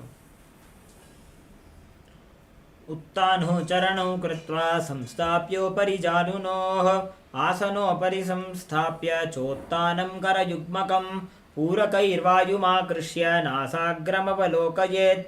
योगासनं भवेदेतद् योगीनां योगसाधने. Now rotate your hands at the side of your body, place your palms down on the ground and lift your body off the mat on your arms. Pull your knees up towards your chest and visualize yourself as a rooster in Urdhva Kukkutasana. वासिष्ठमथ कौण्डिन्यम् ऊर्ध्वकुक्कुटमेव च. The next asana is Siddha Haratali Asana. As you sit with your legs in Padmasana, place your palms on the ground in between your legs. Now, don't lift your body up, stay seated on the ground as you gaze to your nose and visualize Swamiji in your inner space. प्रथम पद्मासन कोकरे हस्तुदो भूगोडासन्धिधरे उभय हथेले भूधरि राखे पोछा गोडासन्धि में दाखे. The next asana is Hamsasana. With your hands on the ground in between the legs, now lift your entire body off the ground. Pull your knees up towards your chest and balance on your arms as you gaze to your nose and visualize yourself as an elegant swan. Kukkutasana स्थित्वा स्कन्धपर्यन्तं ऊरुनि नीत्वा. Now, let us move on to Karmakasana. Slightly raise your hips and push your hands through the legs. Interlock your fingers behind your back as you bring your forehead towards the ground. Visualize yourself as Pinaka Lord Shiva's bow in Karmakasana. प्रथम पद्मासन कोकरे गोडासन्धि माहि करिधरे. Next up is Kurmasana 2. With your legs in Padmasana, Raise your knees up and bring your hands through the legs. Bend your elbows up and hold on to the respective shoulders. As you visualize yourself as a turtle with a stable body and mind to live for centuries in Kurmasana 2. By जंग पर दक्षिण पावा दाई जंग परि by ल्यावा. From the same position, now tuck your chin to the chest and lock your throat in Jalandhara Bandha. Gaze to the tip of the nose and feel all the granthis, the knots in your energy channels being broken in Granthi Bedasana. अथ वक्षे नीलकण्ठ ग्रन्थिभेदासनं शुभं ज्ञात्वा रुद्रो भवे क्षिप्रं सूक्ष्मवायुनिषेवनात्. Now roll onto your back. Keep holding onto your shoulders, the arms through the legs. Gaze to your nose and embody a turtle laying on its back in Uttana Kurmasana. कुक्कुटासनबन्धस्थं कराभ्यां धृतकन्धरं पीठं कूर्मवदुत्तानमेतदुत्तानकूर्मकम्. Now kick your body back up into Padmasana. As you bring your hands through the legs, place one palm flat on the mouth, on the ground, and hold onto the wrist with your opposite hand, lifting your body up on one arm. Pull your knee up and balance as you visualize yourself as a rooster in Pangu Kukkutasana. Kukkutasana स्थित्वा एकेन हस्तेन अन्यस्य मणिबन्धं धृत्वा. Now exchange the position of your hands, place the other palm on the mat, hold its wrist as you visualize yourself as a rooster in Uttana Pangu Kukkutasana. Kukkutasana स्थित्वा एकेन हस्तेन अन्यस्य मणिबन्धं धृत्वा. Next up is Grudrasana with your legs in Padmasana. Place your elbows down on the toes of your feet and interlock your fingers. Rest your chin on your hands and place your thumbs against your throat as you visualize that you have gone beyond all greed and covetous in Grudrasana. जानूर्भोरन्तरे पादौ उत्तानो व्यक्तसंस्थितौ गुल्फौ छाच्छाद्य हस्ताभ्याम् उत्तानाभ्यां प्रयत्नतः.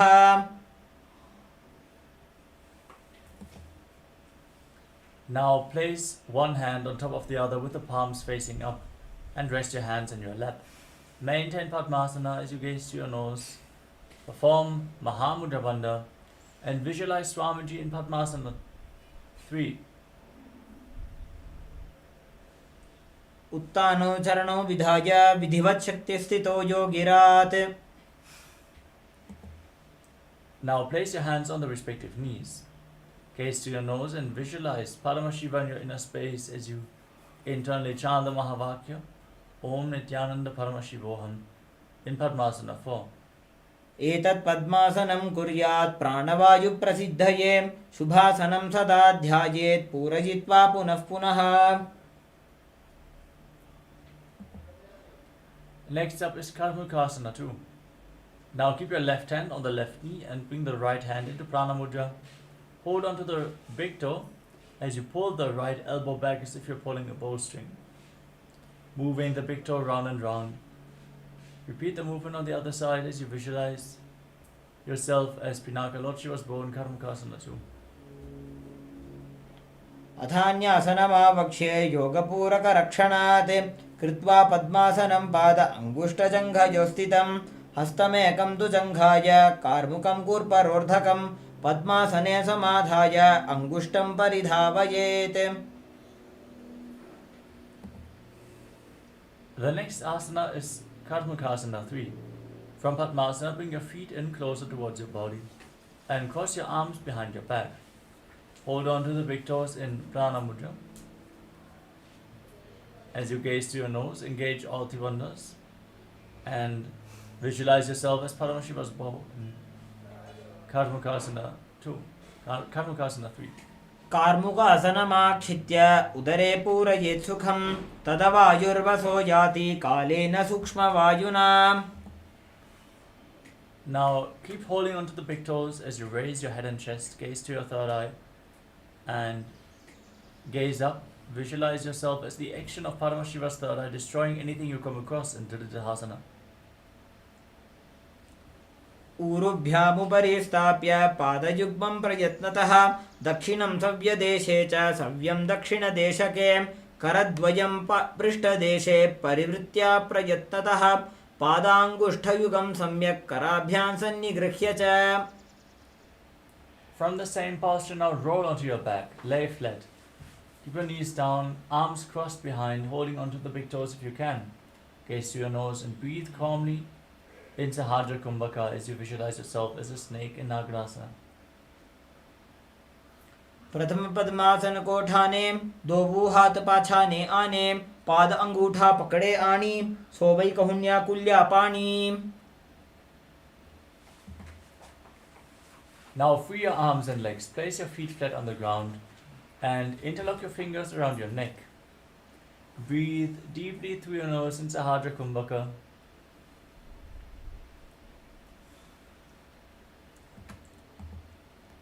As you pull your knees up towards your chest and encircle them with your legs, bring your chin to the knees and squeeze your body into a ball in Kandukasana. वेत्रासने स्थित्वा हस्तपादान् निष्कुष्य ऊर्ध्वं दयेत्, पृष्ठवंशेन भूमिं पोथयेत्, कन्दुकासनं भवति. Now place your feet flat and interlock your fingers around your neck. As you gaze to the tip of the nose, visualize Swamiji and breathe calmly in Urdhva Bhavanasana. प्रथमे सूधो संयम करावे, गोड़ा उभा राशि मिलावे, गुल्फमा हिला अंगुष्ठ दोजी, करे एक समेल रसोजी.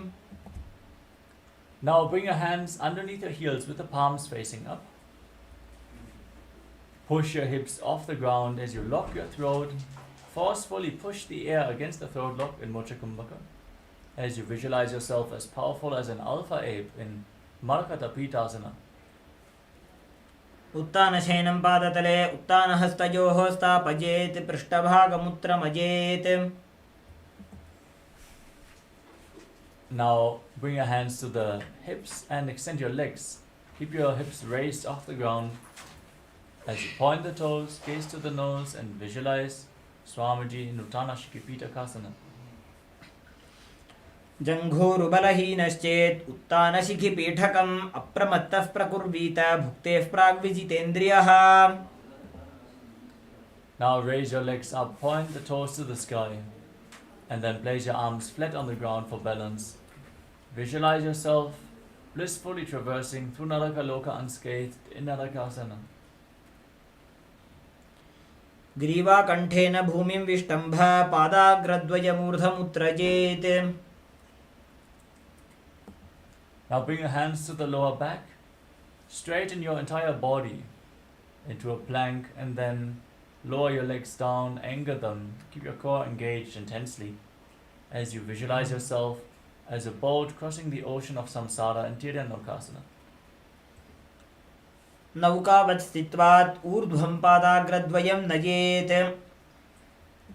Now bring your hands back on the ground, straighten your legs up, point the toes to the sky as you visualize yourself as the Kailasa flag respected across all nations in Dvajasana. तिर्यन्नौकावते ग्रीवापृष्ठकूर्परैः भूमिं वष्टभ्य. Now lay down flat on your back. Keep the arms at the side of your body, palms facing up. Breathe deeply and relax as you unclutch from any internal or external movements. Pull the Kundalini Shakti upwards along your spine, forcefully from the Muladhara to the Sahasrara Chakra. Drop every movement of the body and mind. In the final asana of the sequence, Vriddhasana, as you visualize your body as dead and Swamiji, the Supreme Pontiff of Hinduism, is liberating you. Internally chant Om Nithyananda Paramashivoham. उत्तानं शववद्भूमौ शयनं तु शवासनं, शवासनं श्रान्तिहरं चित्तविश्रान्तिकारकम्.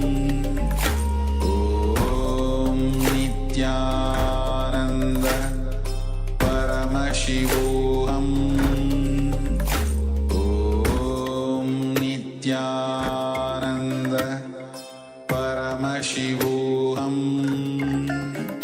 Om Nithyananda Paramashivoham Om Nithyananda Paramashivoham Om Nithyananda Paramashivoham Om Nithyananda Paramashivoham Om Nithyananda Paramashivoham Om Nithyananda Paramashivoham Om Nithyananda Paramashivoham Om Nithyananda Paramashivoham Om Nithyananda Paramashivoham Om Nithyananda Paramashivoham Om Nithyananda Paramashivoham Om Nithyananda Paramashivoham Om Nithyananda Paramashivoham Om Nithyananda Paramashivoham Om Nithyananda Paramashivoham Om Nithyananda Paramashivoham Om Nithyananda Paramashivoham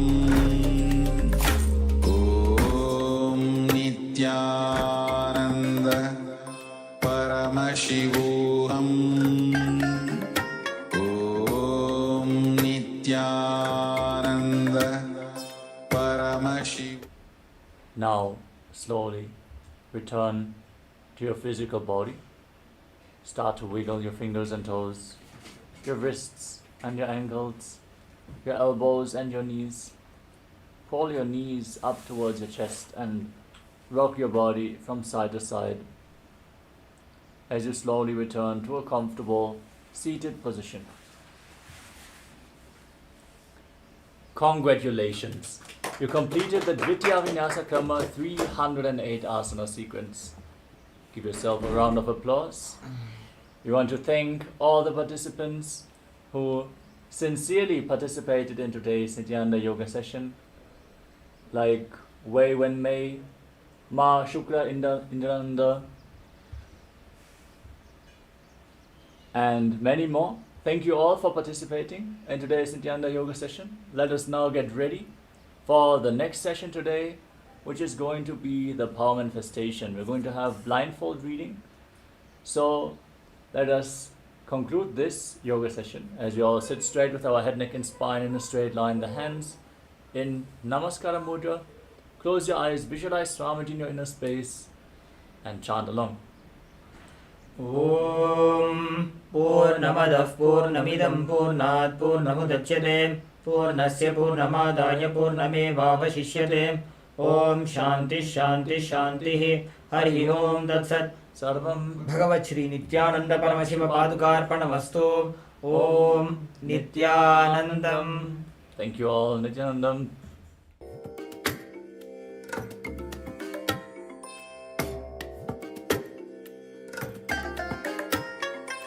I bless you all. Let you all open all your three eyes and manifest the powers of Maharishi. Om Nithyananda Paramashivoham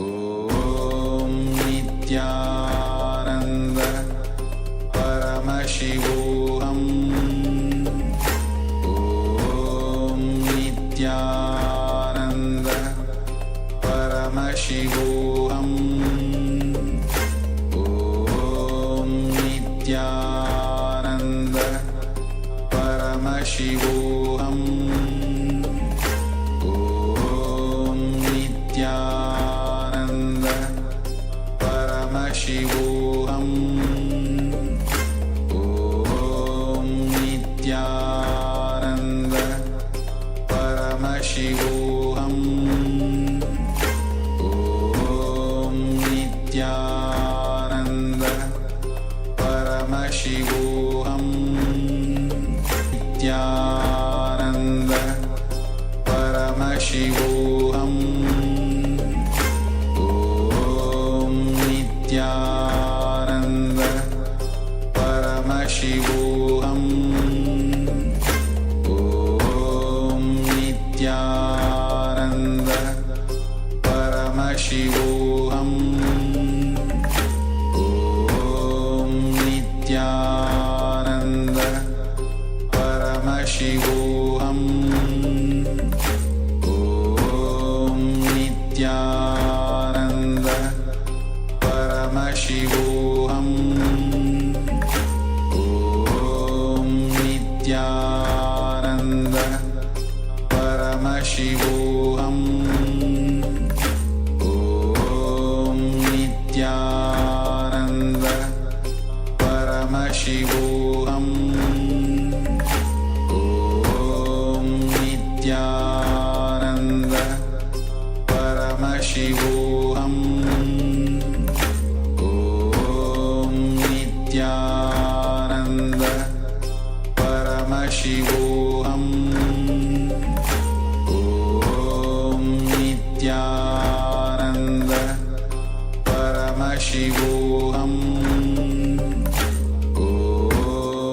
Nithyananda Paramashivoham Om Nithyananda Paramashivoham Om Nithyananda Paramashivoham Om Nithyananda Paramashivoham Om Nithyananda Paramashivoham Om Nithyananda Paramashivoham Om Nithyananda Paramashivoham Om Nithyananda Paramashivoham Om Nithyananda Paramashivoham Nanda Paramashivoham Om Nithyananda Paramashivoham Om Nithyananda Paramashivoham Om Nithyananda Paramashivoham Om Nithyananda Paramashivoham Om Nithyananda Paramashivoham Om Nithyananda, and welcome to the Paramashivoham Level 2 session. We welcome all the Paramashivoham Level 2 participants once again to the program.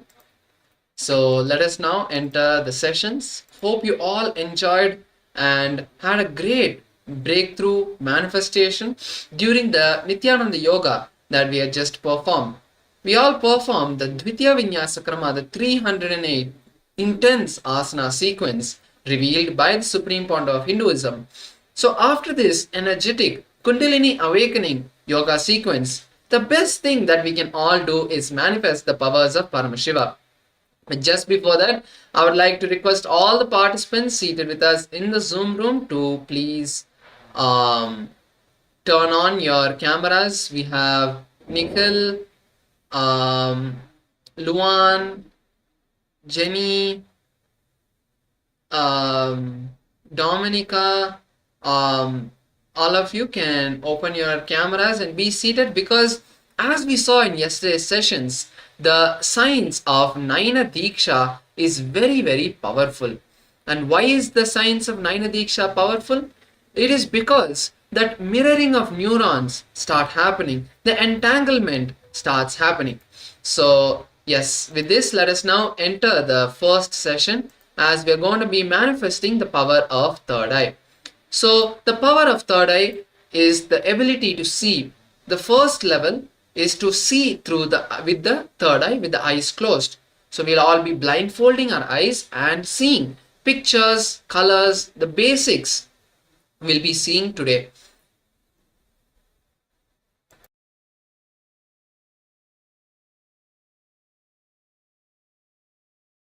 So the power of third eye begins. The first power that Swamiji has initiated all of us is the ability of seeing with our eyes closed with the third eye.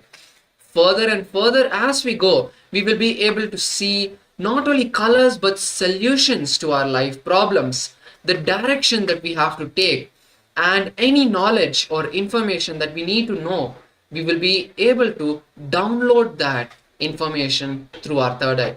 But first we need to build that basic foundation to connect with our third eye, to start talking to it. It's an organ. It's like your eyes. It's like your hands. You need to start using it, but it's a very unused muscle. So the first beginning, like how when a baby starts walking, he falls again and again and again. Even 100 times we have all fallen down when we were children. We have got bruised and hurt, but we did not stop. We kept on going and had the will persistence. This is an important understanding all of us need to hold. When we manifest powers, it is will persistence. Let me repeat the word, will persistence, that takes us to the manifestation. Holding that space that yes, I want to manifest the power, and even if all the patterns and distractions around me are disturbing, again and again dropping that at Swamiji's feet, and once again starting the process of seeing, connecting with Swamiji and manifesting the powers. That repeated process, the integrity with Swamiji, is the will persistence. So that is something all of us are going to be start manifesting. We are going to start implementing the will persistence in our life through this power manifestation. So with this, let's now move into the power manifestation itself.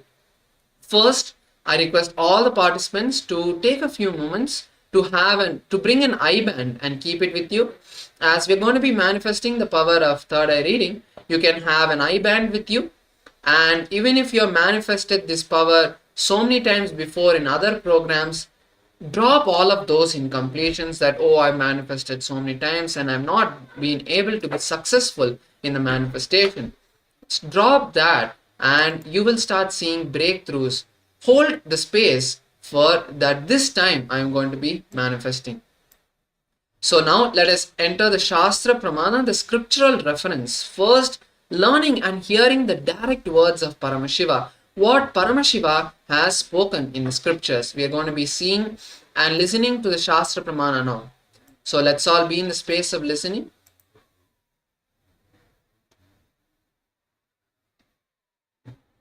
Please sit with your head, neck and spine in a straight line. Let us now listen to the Shastra Pramana for the power of the third eye blindfold reading, for the power of the third eye itself.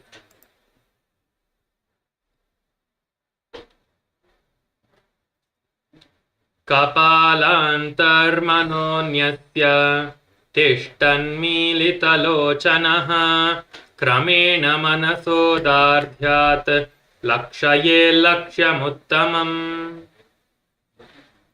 The translation goes, by fixing the mind on the inner space within the crown center and sitting stably without any movement, having the eyes closed in succession, by that very stability of the mind and inner space, through the power of the third eye, one directly sees the ultimate goal, which is the Lakshyam. By having the vision beyond the sight that reveals any object, place, attaining the space of oneness with the source of Paramashiva. So this is the beautiful translation of the words from the Vijnana Bhairava Tantra. Let us now enter into the third eye power manifestation. Today you're going to be scanning the colors. We are going to be having 2 rounds of this power manifestation, where we're going to be projecting the colors for you. So you're going to be scanning through the third eye and doing this power manifestation. So please take the eye bands, close your eyes, tie your eyes with the eye band.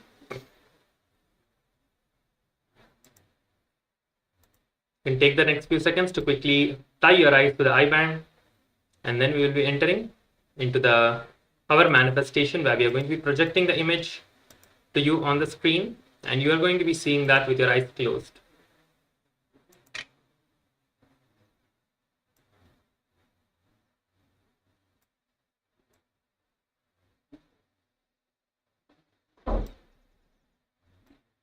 Now, close your eyes. Visualize the Supreme Pontiff of Hinduism in your third eye.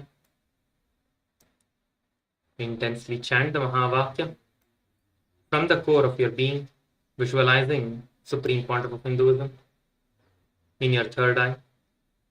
Intensely begin the chanting of Mahavakya.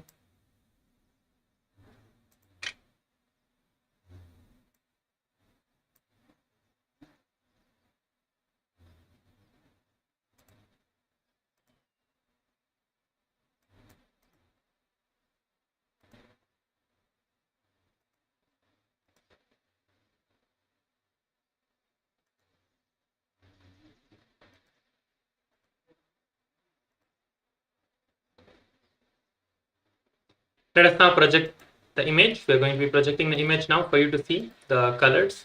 It's going to be projected on the screen. So there are 2 colors. This is the first one that we are projecting now.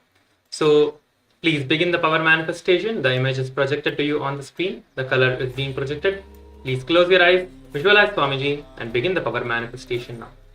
Paramashivoham Om Nithyananda Paramashivoham Om Nithyananda Paramashivoham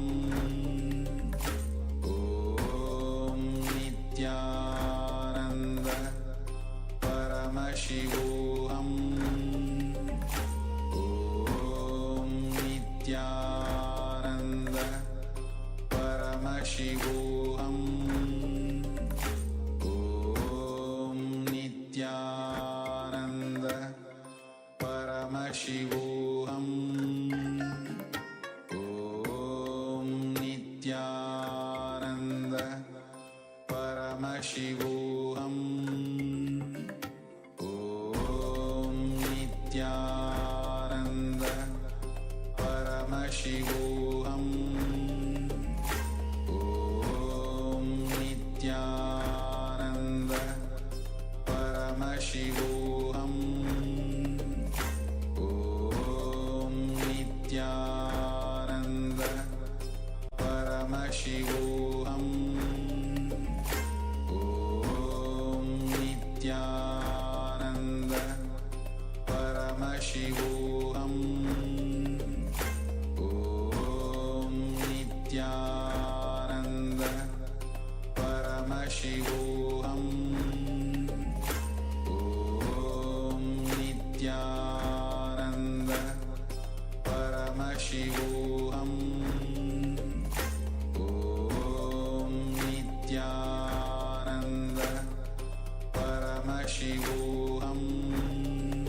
Paramashivoham Om Nithyananda Paramashivoham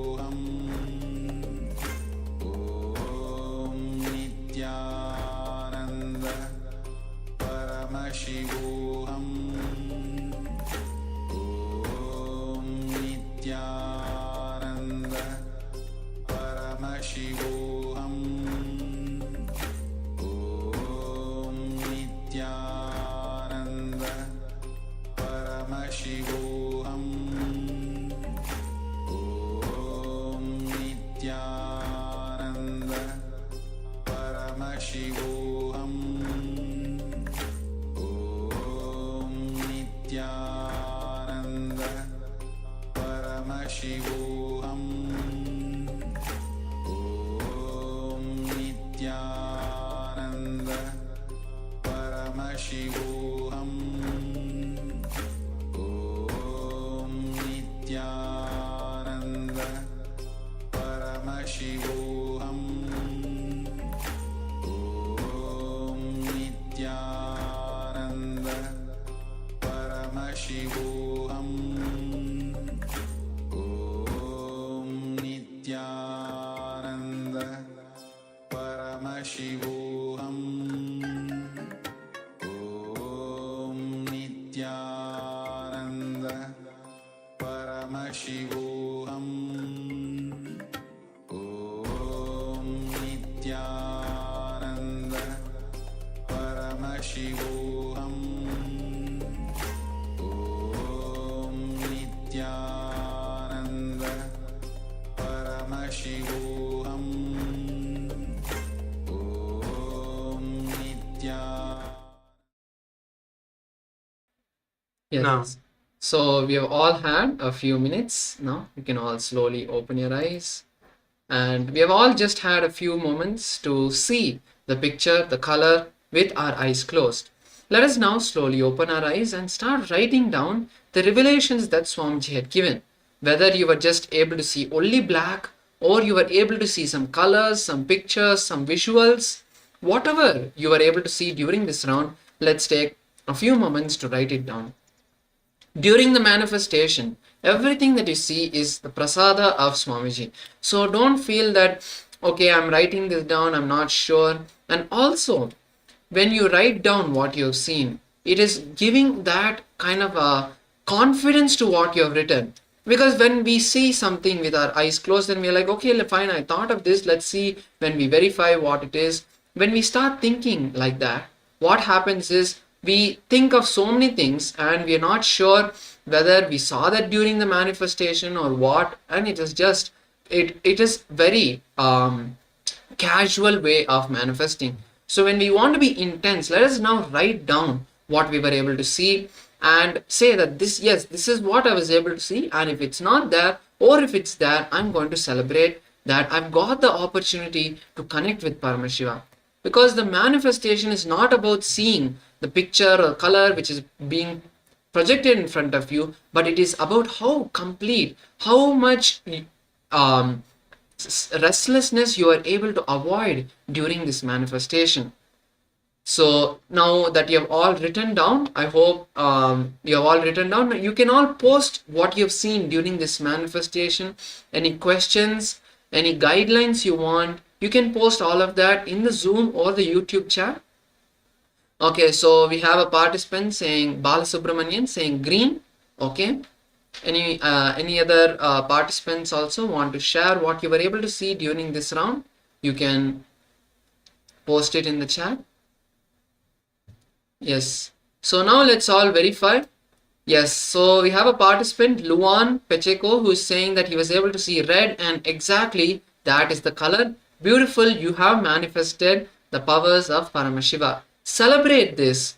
Don't feel that, oh, you're good, I just got a color. Celebrate it by either sharing it on social media or even just writing a memo on your notebook saying that today, during the first round of the manifestation after the yoga, I was able to see and manifest the powers 100% correct. That is what you do when you manifest the power and when you receive exactly, when you're able to see exactly what is projected. So now with this, we'll be moving to the next round of the manifestation. Please put your eye bands back on. Close your eyes with the eye bands again.